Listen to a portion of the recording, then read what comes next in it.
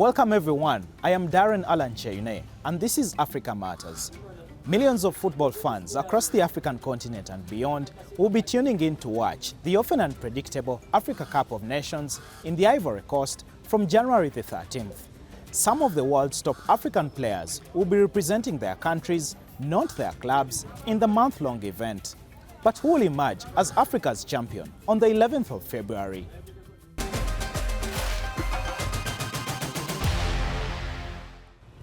Well, we'll have to wait a few more weeks before we find out who will lift Africa's football trophy and the $7 million prize money. Its growing popularity has made it the third largest continental championship in the world after the European and South American ones.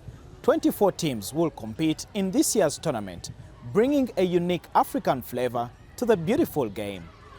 For instance, the Ivorian Elephants are set to take on the Nigerian Super Eagles in the group stages, while the Moroccan Atlas Lions will be facing Zambian Copper Bullets.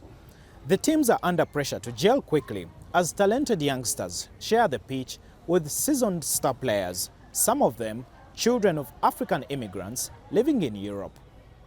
And Ivory Coast says it's ready for kickoff as it hosts the tournament for the second time. The games will be played at 6 stadiums across 5 cities. The Ivorian Football Federation says it has invested more than $1 billion in infrastructure for the competition. Africa Matters correspondent Samson Omale went to find out more and brings us this report. Behind me is the Stade Olympique Alassane Ouattara, the 60,000 capacity stadium that will host the opening match of the 2023 African Cup of Nations, and also it will be the venue for the final match on the 11th of February 2024. 24 countries will be participating in the 2023 African Cup of Nations, and favorites will include the likes of defending champion Senegal, Morocco, who went through to the semi-finals of the 2022 World Cup in Qatar. You have also the Super Eagles of Nigeria, reputed to have the depth compared to any other countries that will be coming to this tournament. Ghana, host Cote d'Ivoire, are among the favorites for the title. Now, this is the first time Cote d'Ivoire will be hosting this tournament in 40 years. The last time this country hosted the tournament was in 1980, and the excitement amongst the fans is building up. We are delighted. You can see we are all so excited. We are selling football shirts and we can make as much noise as we want. Having the African Cup of Nations here in Ivory Coast is great, because it means we can sell merchandise and make a bit more money. There are foreigners coming to Ivory Coast, which is good for us in any case. We're happy that the AFCON is being held here in Ivory Coast. I spoke with a Cameroonian fan who came into the country to support his team, the Indomitable Lions of Cameroon, and this is what he had to say. He's very confident. It is the African Cup of Nations.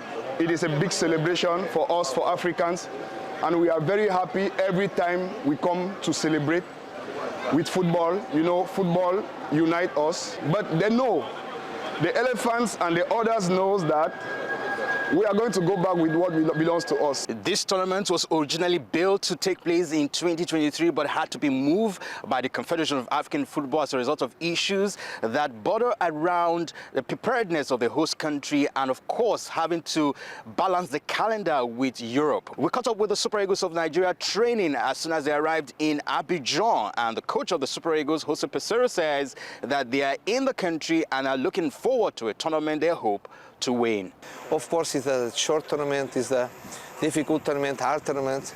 Guinea Equatorial was, he did better than us in the last AFCON. Is a good team, but you want to win, you want to win. 5 cities will host the 2023 AFCON matches. These include Yamoussoukro, Bouaké, San Pedro, Kahugo, and of course Abidjan, the nation's capital. Confederation of African Football has voted a total of $7 million for the winners of the competition. Let's hear more from Dennis Onyango. He's a former Uganda Cranes football player who represented the country in the 2017 and 2019 AFCON tournaments. He joins me here in Kampala. Let's talk the Africa Cup of Nations. What makes the Africa Cup of Nations different from other football championships globally?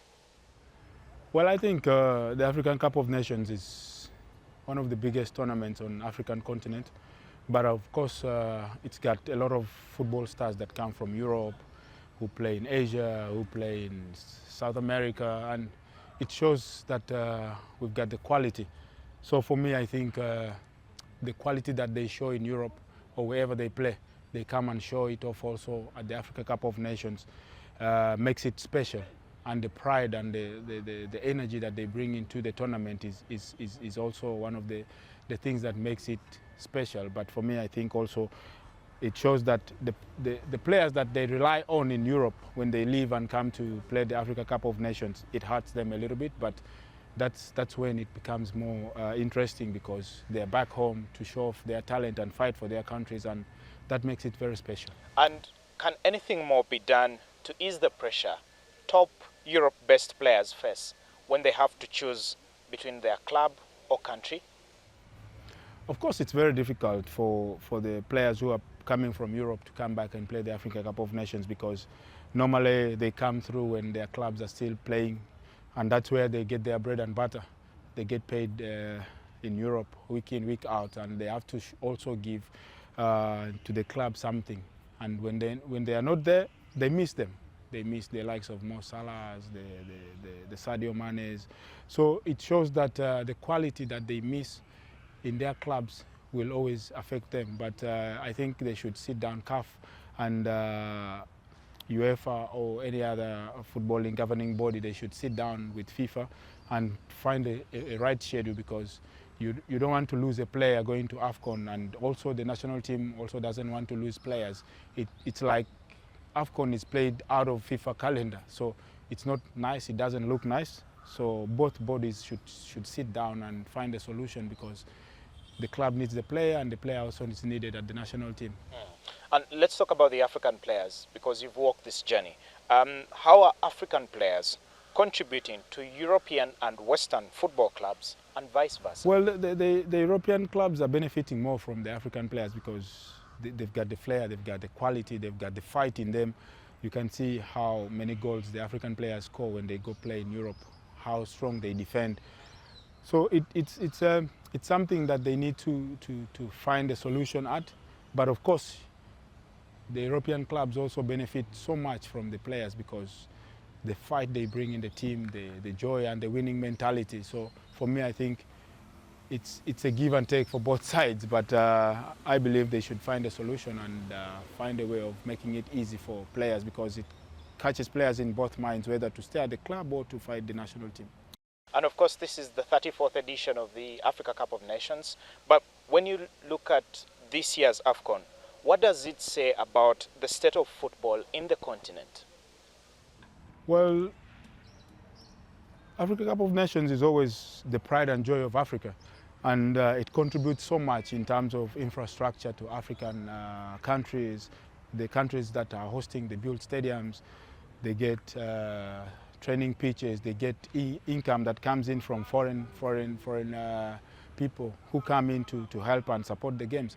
So for me, I think the more we get African football to be played at the highest level, it helps to develop the countries and also to develop infrastructures, because we lack infrastructures in Africa. But the more we have such tournaments, we get infrastructures that help develop young talent. I know you've played against nearly all the top players in Africa.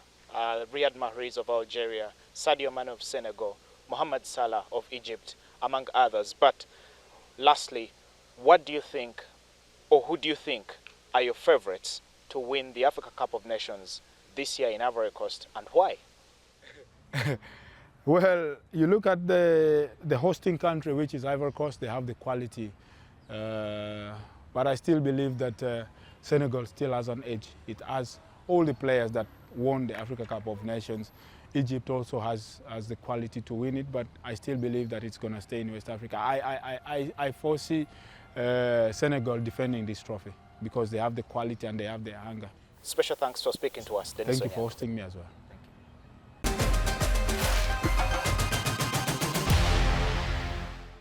Israel appeared before the International Court of Justice at The Hague to challenge accusations of genocide put forward by South Africa. Pretoria argues that Israel is violating its obligations under the 1948 Convention on the Prevention and Punishment of the Crime of Genocide. Malaysia and Turkey, among others, have welcomed the case and say the murder of more than 23,000 Palestinian civilians in Gaza should not go unpunished. Joel Flynn brings us this report from The Hague. The stakes couldn't be higher. Tens of thousands killed, hundreds of thousands displaced, countless numbers at risk of famine. These are the numbers that hung over the International Court of Justice in the Netherlands on Thursday, the UN's highest place of justice, listening to accusations from South Africa that Israel is guilty of genocide against the Palestinians. South Africa contends that Israel has transgressed Article 2 of the Convention by committing actions that fall within the definition of genocide. The actions show a systematic pattern of conduct from which genocide can be inferred. The accusations were unequivocal. Israel's special genocidal intent is rooted in the belief that, in fact, the enemy is not just the military wing of Hamas, or indeed Hamas generally, but is embedded in the fabric of Palestinian life in Gaza. Outside the court, pro-Israel and pro-Palestinian protesters gathered ahead of what was just 2 days of arguments. Israel's called South Africa's case false and baseless. The attempt to weaponize the term genocide against Israel in the present context does more than tell the court a grossly distorted story. And it does more than empty the word of its unique force and special meaning. It subverts the object and purpose of the convention itself. Initially, the court has to decide whether it has jurisdiction over the case. Then it has to respond to an urgent request to demand Israel immediately halts military activity in Gaza and lets more humanitarian aid in. South Africa now respectfully and humbly calls on this honourable court to do what is in its power to do, to indicate the provisional measures that are so urgently required to prevent further irreparable harm to the Palestinian people in Gaza, whose hopes, including for their very survival, are now vested in this court. Whatever this court decides will ultimately be binding for Israel, which is a signatory to the Genocide Convention, but enforcement of any judgment is likely to be elusive, and so too is the question of time. While considerations around legal ramifications are often far-reaching, delay could have a huge impact as well. Joel Flynn, Africa Matters, at The Hague. One of Kenya's smallest ethnic groups is facing violent evictions from their ancestral lands. Human rights groups are accusing the government of illegally evicting the hunter-gatherers from their ancestral lands. Daniel Plavka traveled to the country's Mau forest, where homes have been burned in the name of environmental protection. An entire community reduced to ashes. Agnes Ngusilo says rangers from the Kenya Forest Service destroyed her home, chasing her and her family away.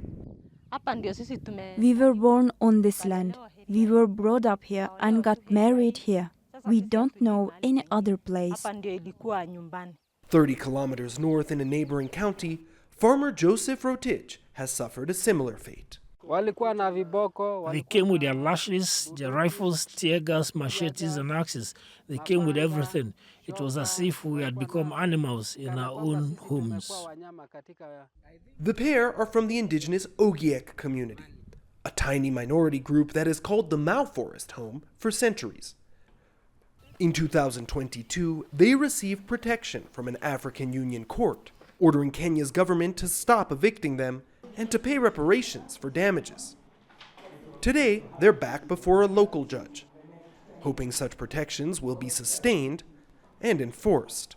The right to shelter, the right to housing has been grossly violated for the people who have so far been evicted. The right to livelihoods, they went burning their food. They went killing their livestock. They went destroying their property. The right to education, the school, the only school that was available there was closed. The government says it wants to protect the forest from residents, who they accuse of damaging tree cover with livestock farming and crop cultivation. Indigenous residents rely on local flora for honey production and collecting medicinal herbs. But these trees are increasingly being cut down and replaced by the government with non-native monocultures of straight-growing pine, ideal for logging and timber exploitation. Civil society groups allege the evictions are being fueled in part by carbon offset trading schemes, concluded by Kenya's government with overseas firms. Those who are funding the carbon business project, I want to call upon them to stop funding projects that are coming to infringe on Indigenous people's rights. Kenya's Forest Service argues that the Ogiek residents of Mau don't hold legal land titles, regardless of what the country's courts may have to say. But with another judicial ruling expected on January 23rd, communities are waiting with bated breath to find out what the fate of Kenya's largest remaining montane woodlands will be. Daniel Plafker, Africa Matters, Nairobi. Staying with the conservation theme, Uganda is home to more than half of the world's mountain gorillas. They are currently endangered, but things have improved for them, in no small part due to a doctor who has dedicated the greater part of her life to these incredible primates. I went to find out more about the project. Before the turn of the century, mountain gorillas were a critically endangered species. At the time, these primates were living in danger as a result of conflict with humans living near Bwindi Impenetrable National Park in southwestern Uganda. This pushed Dr. Gladys Kalemazi-Kusoka to think of a long-term solution. I was inspired to start conservation through public health based on experiences I had as Uganda's first wildlife vet. I led a team that investigated the first fatal disease outbreak in the mountain gorillas in Bwindi. First recorded disease outbreak, which was traced to people living around the park who have very little health care. They got scabies and only recovered with treatment. And we realized that the only way we can protect the gorillas is by also improving the health of their human neighbors. For 20 years now, the doctor's non-profit organization has operated a One Health model within a radius of 1 kilometer around the Bwindi National Park. The model integrates human, animal, and environmental health. More than 200 samples from habituated mountain gorillas are reviewed monthly. And 420 village health teams promote sustainable agriculture and tree planting across 7,000 homesteads. Her team has further reduced the community's reliance on wildlife by supporting more than 500 coffee farmers. At first, we used to depend on wind forest because I, for one, I used to go into the forest to poach because that's our livelihood. But as an alternative source of livelihood, after being stopped from going back into the forest, we resorted to coffee growing. So instead of going into the forest to poach, instead we can sell our coffee, then we get some meat, which we used to go into the forest to get from the forest. These community initiatives have allowed the number of mountain gorillas at Bwindi to almost double from 300 to 500 over 3 decades. Yet the doctor believes more could be done. People are normally used to looking at conservation as it is, law enforcement, maybe a bit of community conservation, and people used to looking public health alone. But the fact that we're integrating conservation and public health, human health and animal health, made it very difficult to raise funds because most donors only focus on one sector. And so we had to do a lot of educating and advocating to the donors, the importance of addressing all of them together to have long-term outcomes. The Worldwide Fund for Nature estimates that there are just over 1,000 mountain gorillas in the wild globally, and exposure to human diseases can be fatal. To the Republic of Congo now, where the need for blood donations is growing, but ignorance and religious beliefs are holding people back. It's making it difficult to meet the country's blood donation needs, according to the World Health Organization. Brice Kinu reports from Point Noir. In the Republic of Congo, 1 in 10 people die in hospitals because of lack of safe and enough blood supplies. Many don't want to donate blood due to religious prejudices and the fear of contracting infections. But a few regular blood donors like Zedman Mahanga have no intention of giving in to superstitions. Almost 4 years ago, my little sister was seriously sick and hospitalized to the point where she needed blood transfusions to save her life. This was done But in return, members of my family, including myself, were asked to donate blood for storage at the blood bank. It was from that moment on that I developed the habit of donating blood. Z-Man donates blood at least 3 times a year, but he's often criticized by his family and friends who fear that their blood will be used for ritual purposes. I think it's because they haven't yet experienced what I've experienced with my sister. That is why they continue to react this way. I think that the blood I donate is used to save lives, not for ritual sacrifices. The country needs about 150,000 blood bags every year, but the quantity of blood collected is often not enough, and officials say some blood bags are unusable. When we ask the family for 4 blood donors, it's to have a chance of ending up with 1 or 2 useful blood bags. This mismatch between the quality of blood available and the growing demand poses a major challenge. According to public health officials in Pointe-Noire, children and pregnant women are the hardest hit by blood shortage. Awareness campaigns are being undertaken to educate the public, but the results have fallen well short of expectations. Around 80% of voluntary donors need to come forward regularly to donate without waiting for someone close to them to be in need of blood before taking action.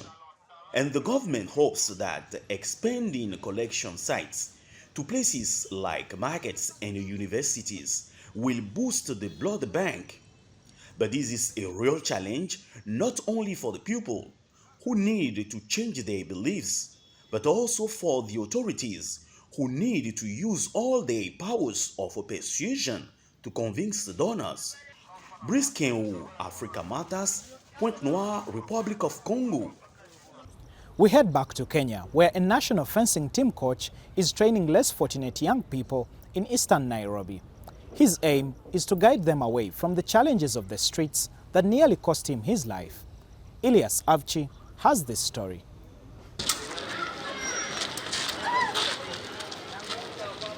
The sound of clashing swords in these streets echo a different kind of battle. One fought against adversity with the foil as a weapon of choice.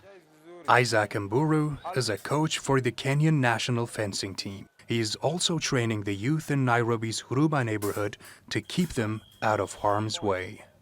I never wanted to see any youth in the life that I lived. You understand? That's why you see that we are going so hard in pulling in more youths, just trying to bring them in and into this safe space, whereby we call it, because they get mentored. The Savora Matani Fencing Club comprises 2 girls and 6 boys aged between 15 and 18, all hailing from low-income neighborhoods. Matani, a slang term for such areas, has become a source of empowerment rather than limitation.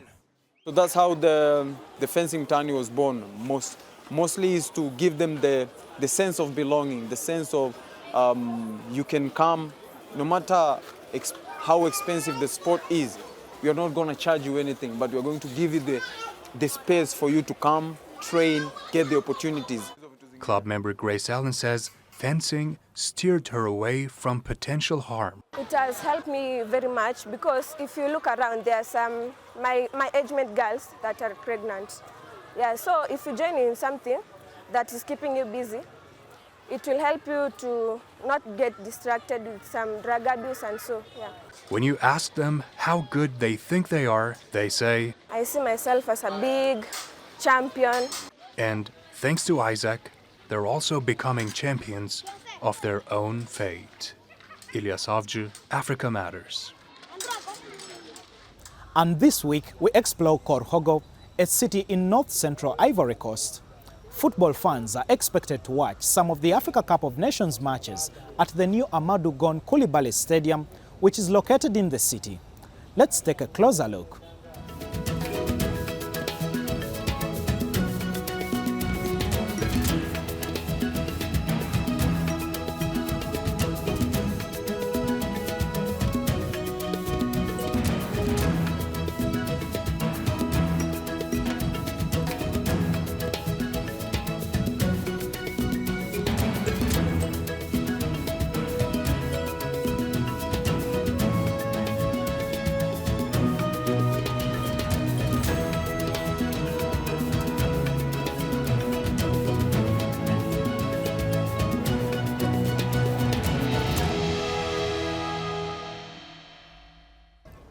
That wraps up our show.